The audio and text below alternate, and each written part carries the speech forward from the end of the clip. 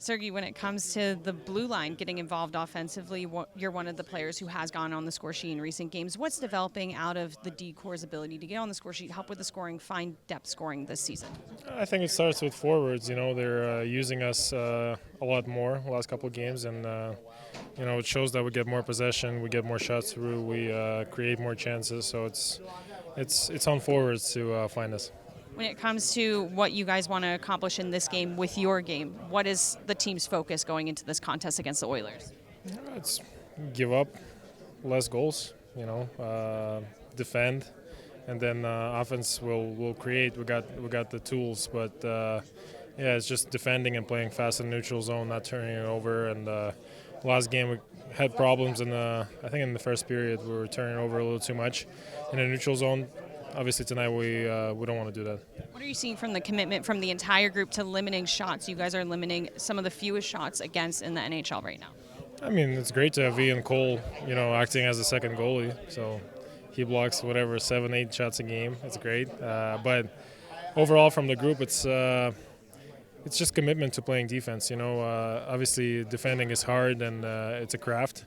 But if you commit to it, you see the results, and guys are doing that.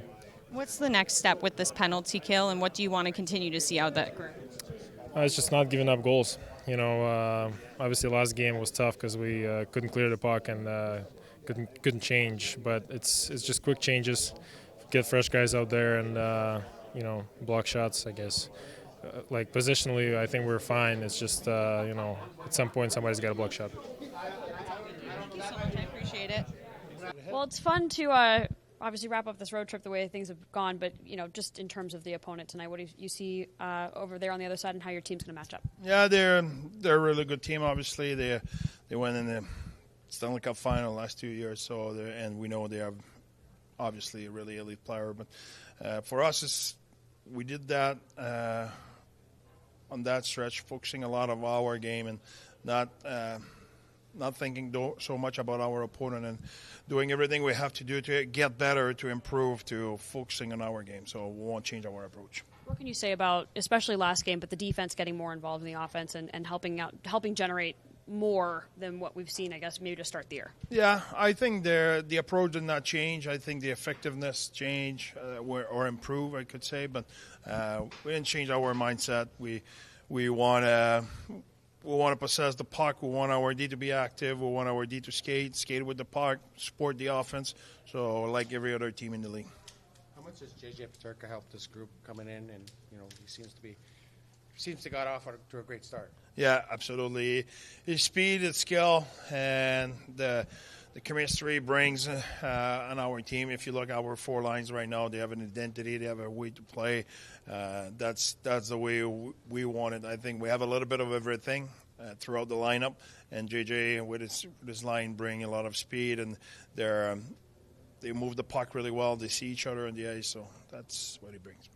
He's a smart player as well, isn't he? I think that complements that line right. Absolutely, and give him a lot of credit. We work a lot on him, with his play out without the puck, or his play away from the puck, and he improved a lot. And he's really receptive to coaching, and from his battle level, then his detail defensively, and getting on the right side of the puck. You look at the way, he stripped pucks on the track and stuff like that. He's really engaged. Apologize if this question catches you a little off guard, but the two teams made a trade a few weeks ago, and the Oilers got a guy that you know pretty well in Connor Ingram. And I just wonder, when he was at his best for the organization, that's probably going back to Arizona, but what was he? What kind of goaltender was he? Well, first, he's a great person. He's a really good person. He has an IQ, his hockey sense, his read of the game, his feel of the game is off the chart. So that's what it really separated. He has the ability, obviously. He's an NHL goalie. For us, he was really good at it. But his read is really what separated him. And he's obviously been able to maybe persevere through a few things, too. And what does that say about him? Well, that's what we're really proud of him, for him and of him, in the sense of he's battled through some adversity, and now see him back healthy and playing again. It's pretty cool, and I'm sure he will make his way.